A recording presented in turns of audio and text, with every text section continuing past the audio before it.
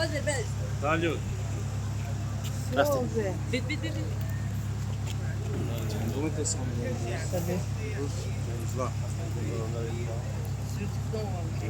به نام خدا.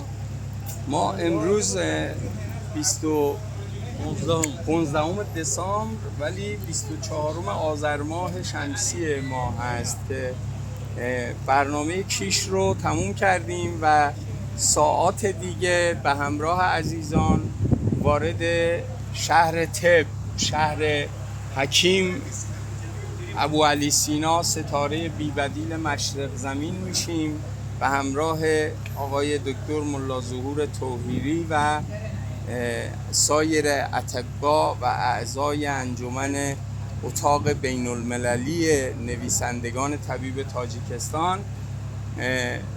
ما در تاجیکستان که بودیم خیلی دلمون میخواست که به همراه عزیزان، پذیرای عزیزان در ایران باشیم و از محضرشون استفاده کنیم و الان هم خدا رو شاکر هستیم که توفیق عنایت کرد که در خدمت عزیزان باشیم و ما برنامه‌مون رو از حاضر شدن در اکسپوی کیش 2025 اکسپوی کیش شروع کردیم و از محضر عزیزان اساتید ملی دانشگاه تاجیکستان، اعضای نویسندگان و اتاق بین المللی طبیبان تاجیکستان اینها استفاده کردیم و امیدواریم که در ادامه سفر چند ساعت دیگه بپریم. به قول تاجیکستان میگن بپریم، ما میگیم پرواز کنیم به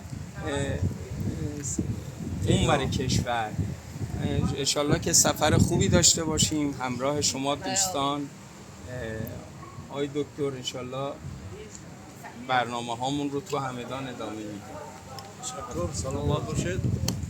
دوستان عزیز، من چیزی که در این سه روز شما شخص در زدید در برنامه اساسی که ما از دوشنبه ساخته بودیم اینجا نبودیم. خدا ما اینجا آورد، من بحرم دیدیم، کشتم دیدیم، من سیر و سیاحت کردیم.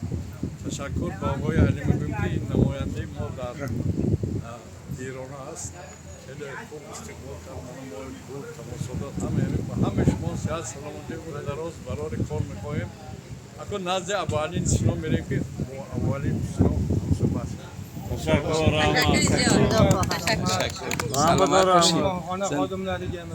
سلامت باشین آقای دکتر، زنده باشین.